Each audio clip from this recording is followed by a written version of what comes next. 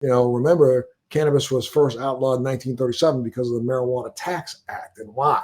The Tax Act, because you couldn't track seeds across state lines. So if I had seeds in California, or if I had seeds in, Michigan, or I had seeds in Florida, I could literally put seeds in, my wallet, go up to, Maryland, plant some seeds.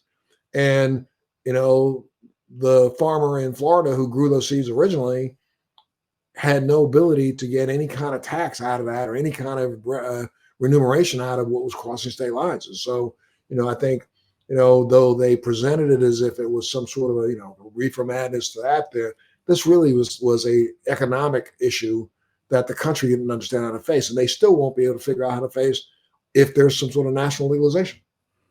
Yeah, no, I totally agree. I mean, even if we see federal legalization, there are so many hoops to jump through. I mean, you look at Canada that's got federal legalization and that market's no, I mean, they still have a lot of the same issues that we have with banking. I mean, it's a big deal, you know?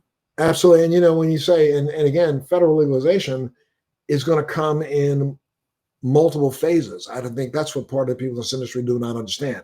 Right now we're arguing about rescheduling rather than descheduling. That in itself will be a nightmare for 5 or 6 years. It'll go through lawsuits going into the Supreme Court. Probably, if they decide let's reschedule, that should go to the Supreme Court, because technically there's no reason why this was ever scheduled to begin with. This is not should not be a schedulable drug. Now you could say, okay, well, because it does cause some form of euphoria, the federal government wants to take charge. Well, then schedule alcohol, damn it.